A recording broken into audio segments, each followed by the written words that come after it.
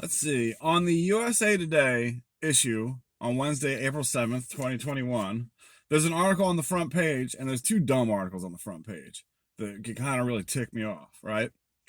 But the one that I'm going to talk about right here is rethinking how we view addiction, okay? And this is in regards to the Chauvin trial. Floyd's death highlights barriers for black people. Like millions of Americans, George Floyd lived in the torment of drug addiction. His girlfriend, Courtney Ross, became addicted to opiates 4 years ago and were both prescribed the drugs for chronic pain. Okay, so we know the history of Purdue producing Oxycontin and then people going from Oxycontin to heroin. Okay? George Floyd died of a fentanyl overdose. I, as a former fentanyl user, know this, okay? And it was exacerbated by the acts of a police officer, Derek Chauvin, who has to deal with drug addicts every day and people in the inner city and have a real lackluster opinion about dealing with these people. So, had George Floyd's girlfriend or the guy in the car, knowing that he'd eaten this fentanyl, had they would have called 911 when the police got there, things might have turned out a little bit different. Now, I know that they're waiting on EMS to get there, and you know, it took 9 minutes for the EMS to arrive, which is over the course of the one video that we got to see, and it was plastered all over the place. However, it is known that George Floyd ate fentanyl. There was chewed up pills in the back of the police car. This is all well known. And unfortunately, the man died of an overdose, exacerbated by a cop that does not care about the people he's out there supposedly protecting and serving, because drug addiction has become a huge issue in this country. And it's so huge that the people that are on the front lines of it, the drug war, the war on drugs, are losing every day. George Floyd lost his life because of an opiate addiction, exacerbated by a cop that doesn't give a shit about opiate addicts. And this is the way of the world in the inner city, because I've spent most of my life there doing that. I spent most of my life running the city streets, using heroin, ultimately having to use fentanyl because all the heroin disappeared because fentanyl is taken over in this country, in those zones. And then he had an interaction with a cop that just really just doesn't care. You know what I mean? George Floyd died because of the war on drugs. You know, this article is titled "Rethinking How We View Addiction." Fuck that. Review the war on drugs and our feeling on the war on drugs, because that's what this is. This is the front line of the war on drugs that happens every day in every inner city in this country. And that like really pisses me off. They're blaming it on the addiction, which technically they're right, because the man died of a fentanyl overdose, exacerbated by a cop that didn't give a shit about the dude. And that's reality. That's reality every day in the streets in the inner city. When you're dealing with heroin addicts, it's not even really crack addicts anymore. Everything out there is fentanyl. That's all you can buy out there is fentanyl. I quit using heroin because my only option was fentanyl. That was the prime motivating factor, because I had overdosed twice. My wife had overdosed 5 times on this extremely powerful chemical. And the blame needs to be placed where the blame belongs. As far as Derek Chauvin goes, like, and this might not be a popular opinion, feel like the man was not guilty, because George overdosed on fentanyl. And all the symptoms he was displaying was an overdose on fentanyl, because I've seen it happen several times.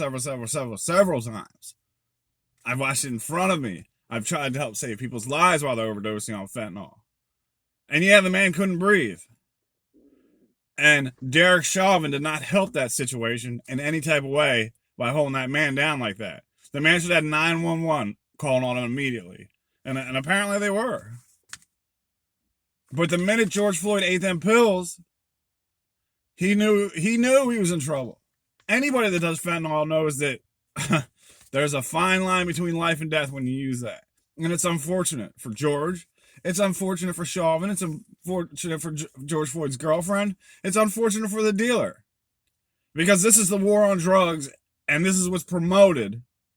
And the officers and the drug addicts and the drug dealers are the front line of the war on drugs. I don't feel bad for Derek Chauvin getting those sentences. I don't think he was guilty because I watched clips of the trial.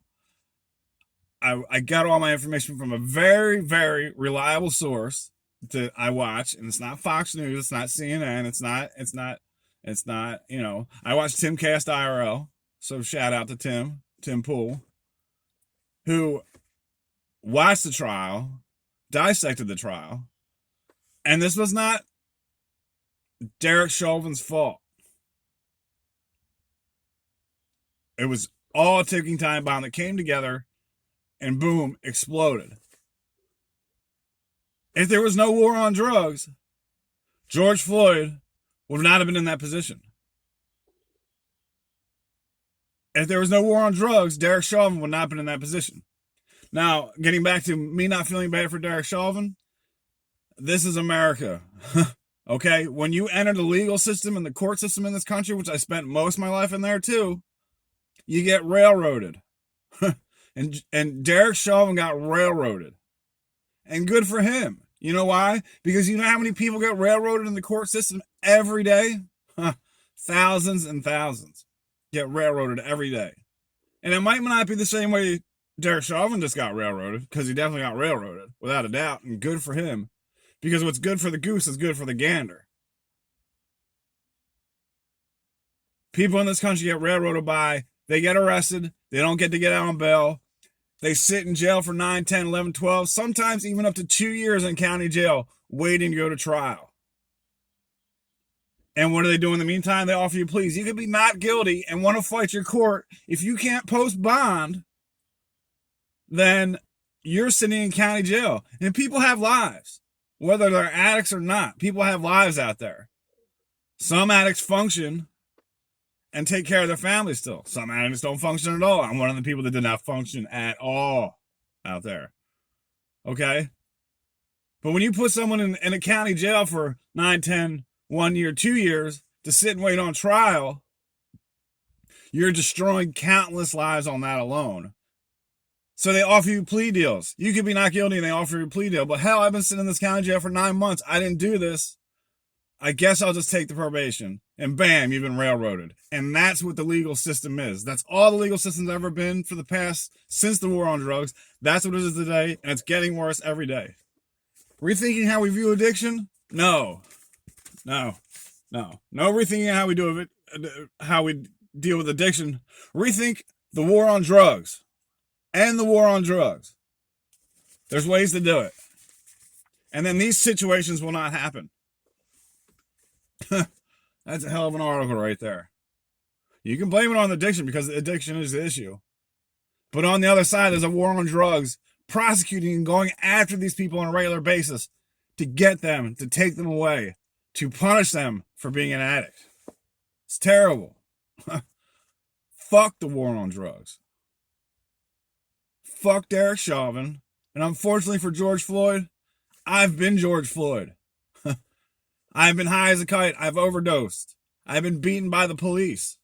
And this is not just Floyd's death highlights barriers for black people. This is everybody. Everybody's on fentanyl.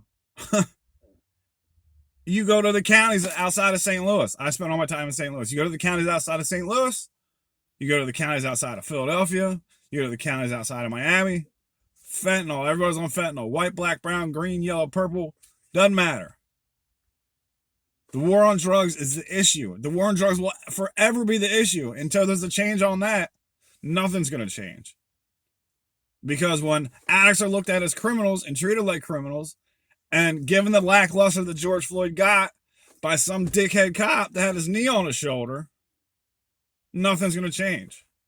Nothing's going to change because that is the way of the world in the inner city. And blacks get affected disproportionately because this is where all these transactions are taking place. You know, people don't get it. They say it's an issue with the police. No, it's not an issue with the police. It's classism that it appears as racism because of the war on drugs. And until the war on drugs ends, these situations will not end. 87% of the people in the prison system, 87% are due to drugs, alcohol.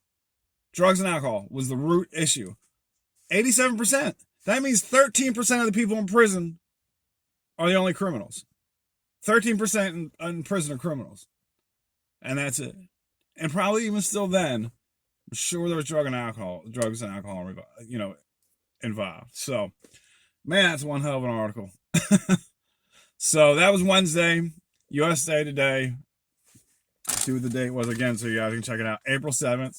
I found this paper today. I haven't looked at a newspaper in a long time. Many of you that don't know, this is a newspaper. This is how we used to get the news.